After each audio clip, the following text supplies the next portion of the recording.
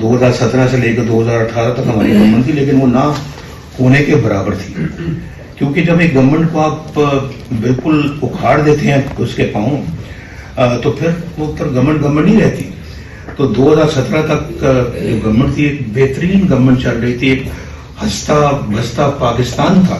سی pack جس میں ہم نے بہت سارے پروجیکٹس بنائے ہیں کہ جی یہ مسٹر پرائم منسٹر مجھے کہنے لگے this is a gift from China to you mister prime minister to you.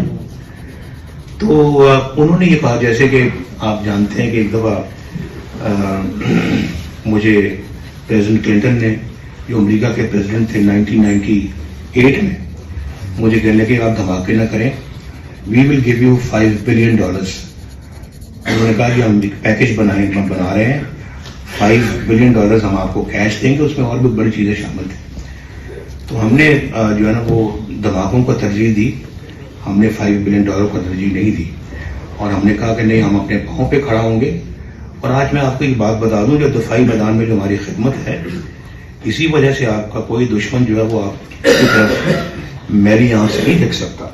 اللہ تعالیٰ کا شکر ہے.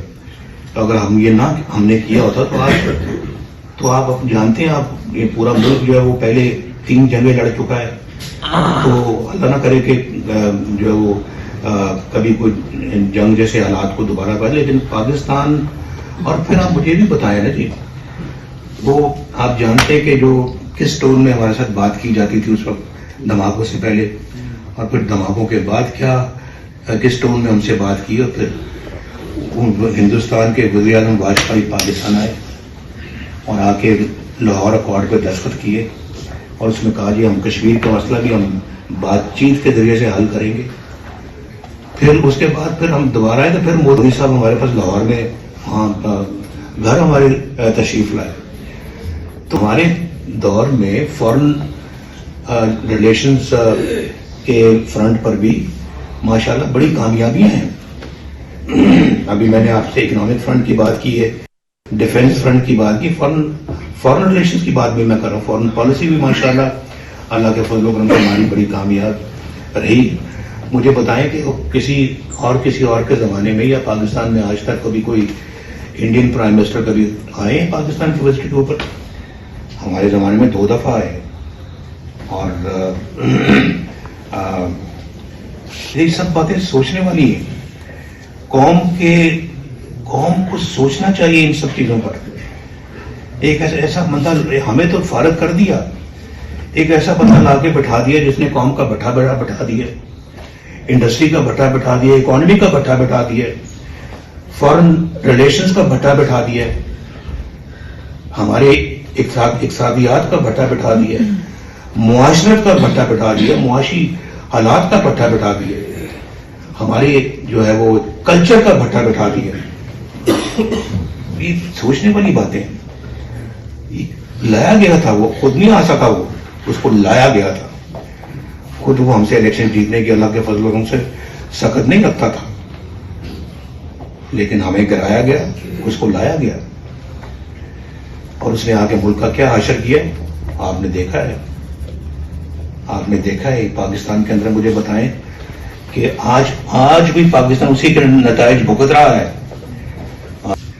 تو اس کے بعد پھر یہ سلسلہ دیکھیں، مجھے یہ بتا، میں کئی جگہ یہ بات کر چکا ہوں کہ جب آپ کوئی کسی چیز کو، کسی پروگرام کو مکمل نہیں ہونے دیں گے، کسی کے ٹینیور کو مکمل نہیں ہونے دیں گے، اور بیچ میں کوئی کلہاڑا چلا دیں گے، تو کس طرح سے پھر ملک ترقی کرے گا. یہاں سیالکوٹ کی بات ہو رہی، میں ملک کی بات کر رہا ہوں، ملک کیسے آگے بڑھے گا. تو یہ تو اپنا ملک کی بات کر رہا ہوں. ایک فیملی آگے نہیں بڑھتی جہاں یہ پھوٹ پڑ جائے یا ٹانگ کھینچی جائے دوسرے کی، جہاں لڑائیاں ہو جائیں تو گھر کیسے چلتے ہیں، ایک بزنس آرگنائزیشن کیسے چل سکتی ہے. نیشن اور ملک تو بہت بڑی بات ہے. تو اس میں تو ذرا آپ کو معلوم ہے کہ اس کے لیے اسٹیبلٹی بہت ہی ضروری ہے. پولیٹیکل اسٹیبلٹی ہوگی اور لوگوں کو یہ یقین ہوگا کہ پالیسیز جو ہیں یہ اگلے 20, 30, 40 سال کے لیے یہی پالیسیز رہیں گی، تو دیکھیں ملک کس طرح سے پھر وہ دوڑے گا. لیکن اس دوڑنے سے پہلے میں آپ کو یہ بتا دوں کہ ہم بہت پیچھے رہ گئے. ہم جن سے بہت آگے تھے ہم آج ان سے بہت پیچھے ہیں اور وہ ہم سے بہت آگے ہیں. یہ بڑی ایک انفارچونیٹ بات ہوئی ہے اور یہاں کے وزیر اعظموں کو کبھی جیل دیکھنی پڑتی ہے, کبھی پھانسی دیکھنی پڑتی ہے, کبھی یہاں پہ جلا وطنی دیکھنی پڑتی ہے اور سمجھ بھی نہیں آتی کہ کیوں ایسا ہوتا ہے. یہ بہت سوچنے سمجھنے کی باتیں ہیں. اور 2018 میں ہم الیکشن جیت چکے تھے. 2018 کی بات کر رہا ہوں میں, بڑے الحمدللہ بڑے وثوق کے ساتھ یہ بات کر رہا ہوں. میرے دائیں خواجہ آصف صاحب ہیں, ایک ایک چیز کو سمجھتے ہیں. RTS بند کرنے کے باوجود ہم پھر بھی پنجاب میں نہیں آ رہے. پنجاب میں ہم وی ور دا لارجسٹ سنگل پارٹی ان پنجاب, لیکن ہمیں ہماری گورنمنٹ بنانے سے ہمیں محروم کر دیا گیا. ہوائی جہاز کبھی ادھر سے ادھر اڑ رہے تھے, کبھی ہیلی کاپٹر اڑ رہے تھے, اور سب کو پکڑ دگڑ کر ان کو ایک جگہ پہ جمع کر کے ان کو ایک جو ہے وہ جوڑ دیا گیا آپس میں کہ بھی آپ مسلم لیگ نون کے خلاف آپ نے گورنمنٹ بنانی ہے. اور وہ جو چوچوں کا مربع تھا اس کو جوڑ کے تو ایک گورنمنٹ یہاں پہ کھڑی کر دی گئی. یعنی آپ یہ دیکھیں کہ اس کے باوجود RTS کو بند کرنے کے باوجود اس وزیر اعظم کو صرف 4 ووٹ کے مارجن سے اسمبلی نے منتخب کیا, جس میں MQM کا ووٹ بھی شامل تھا, جس میں باپ پارٹی کے ووٹ بھی شامل تھے, جس میں اور لوگوں کے ووٹ بھی شامل تھے. تو RTS بند کرنے کا مقصد کیا تھا؟ 48 آورز 56 آورز جو ہے نا وہ کیوں جو ہے وہ رزلٹ جو ہے نا اس کو روکا گیا کہ وہ اس وقت بکسوں کے اندر کسی سے نکالے گئے ووٹ اور کسی اور کے دوسرے بکسے میں ڈالے گئے. یہ تھی وجہ. تو اور اس کے بعد پھر جو کچھ ہوا آپ نے دیکھا. ادھر الیکشن ہو رہا تھا, میں جیل میں تھا, مریم نواز شریف جیل میں تھی, اور الیکشن والے دن ہم جیل میں تھے. تو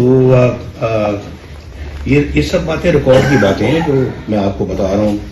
اور یہاں جو بات ہو رہی تھی کہ جی ہم ایکسپورٹ کو دوگنا کر دیں گے, آج پاکستان کی ایکسپورٹس جو ہیں آپ یقین مانیں اگر 1990 کا مومنٹم رہتا آج ہماری ایکسپورٹس منیمم $300 بلین سے زیادہ ہوتی.